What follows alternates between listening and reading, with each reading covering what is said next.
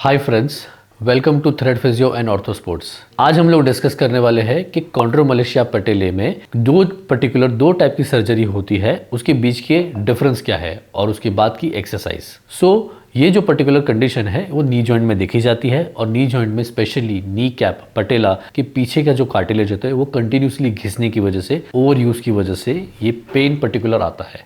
Normally ये condition में उसको इवैल्यूएशन करना जरूरी है और देखना पड़ता है कि कितना डैमेज है, कार्टिलेज में कितना डैमेज है, क्या ग्रेड 1 टू ग्रेड 4 है। अगर ग्रेड 1 और ग्रेड 2 है तो बहुत सिंपल है, उसको पीआरपी लेके और रिहेबिलिटेशन एक्सरसाइज करके ठीक कर सकते हैं। तो अगर ग्रेड 3 और ग्रेड 4 होता है तो क्या कर सकते हैं।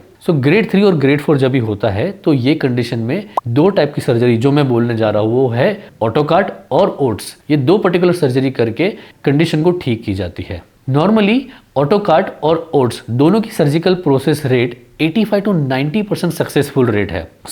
इसमें होता क्या है, ऑटोकाट में पेशेंट के खुद के ही कार्टिलेज को, हेल्दी कार्टिलेज को लेके उनके नॉन वेट बेरिंग एरिया में जहां डैमेज हुआ है वहां वो कार्टिलेज डाल के पीआरपी मिक्स करके उसको सर्जिकली क्लोज किया जाता है। सबसे पहले आर्थ्रोस्कोपिक इवैल्यूएशन होता है, डैमेज देखा जाता है और डैमेज के बाद पेशेंट के ही कार्टिलेज को यूज करके पीआरपी के साथ मिक्स करके वो कार्टिलेज को वहां लगाया जाता है। सेकंड है ओट्स। ओट्स में क्या होता है, ओट्स में पेशेंट अपने कार्टिलेज को जहां डैमेज हुआ है वो किसी डोनर के हेल्दी कार्टिलेज को लेके और सर्जन वहां वो अप्लाई करते हैं। उसके बाद सर्जिकली उसको क्लोज करके विद इन अ डे दोनों कंडीशन में पेशेंट को डिस्चार्ज किया जाता है। ये तो हो गई दोनों की बात ऑटोकाट और ओट्स के बारे में, जिसके सक्सेसफुल रेट भी ही अराउंड 85 to 90% है। लेकिन ये डिसाइड कौन करता है, डिसाइड करने का भी जो ऑटोनॉमी है वो सर्जन के पास और पेशेंट के पास रहता है। सर्जन पेशेंट को गाइड करते हैं और बताते हैं कि इसमें क्या नेसेसरी है, क्या चीज की जरूरत है, आपको ऑटोकाट की जरूरत है या ओट्स की जरूरत है। तो ये सर्जन के गाइडेंस के हिसाब से फॉलो किया जाता है। ये सारी प्रोसीजर होने के बाद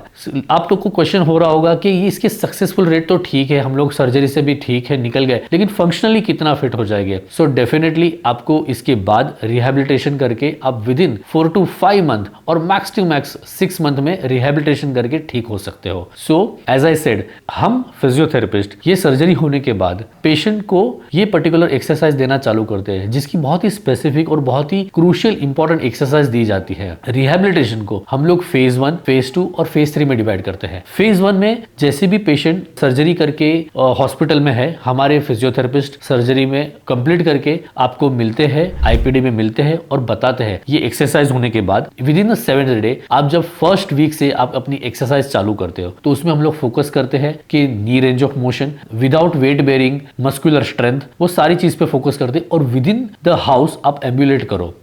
आपको वेट बेरिंग नहीं करना है और विद इन द हाउस एम्बुलेट करना है और पूरे लोअर बॉडी के मस्कुलर स्ट्रेंथ पे फोकस किया जाता है, जो प्रोसेस पहले 2 महीने तक चलती है, कभी कभी 1.5 मंथ तक भी चलती है। जैसे सेकंड फेज में आप आते हो, सेकंड फेज में ये एक्टिविटी थोड़ी इंटेंस हो जाती है, जिसमें open kinematic chain, close kinematic chain का सहारा लेके muscular strength, knee joint, hamstring muscles, quadricep muscles, glutes muscles पे फोकस करके आइसोमेट्रिक, इसेंट्रिक टाइप की एक्सरसाइज करके मस्कुलर स्ट्रेंथ को और बढ़ाया जाता है और फंक्शनली और डेवलप किया जाता है। At the same time weight bearing को भी बढ़ाया जाता है, जो वेट बेरिंग की वजह से उनको वॉकिंग करना और दूसरी जो within the house ambulation करना इजी हो जाता है। Now moving on to the phase 3 which is also very crucial. जिस वजह से वो सर्जरी करवाई होती है, वो सर्जरी का जो कंडीशन, जो रीजन है, वो सर्जरी को अभी हम लोग फेज 3 में सॉल्व करते हैं, जो 4th to 5th और 5th to 6th मंथ में करते हैं। ये particular duration of the period में हम लोग फोकस करते हैं कि स्पोर्ट्स रिलेटेड एक्टिविटी करवाते हैं, जो लेट स्टेज रिहेबिलिटेशन के नाम से भी बहुत फेमस है, जिसमें भागना, दौड़ना, कूदना और कोई भी टाइप की मूवमेंट्स करना और स्पोर्ट्स एक्टिविटी में कट करना, पीछे भागना, ये सारी एक्टिविटी हम लोग करवाते हैं और जिस वजह से आप कंप्लीटली और फुल्ली फंक्शनली फिट होके ओट्स की या ऑटोकाट की सर्जरी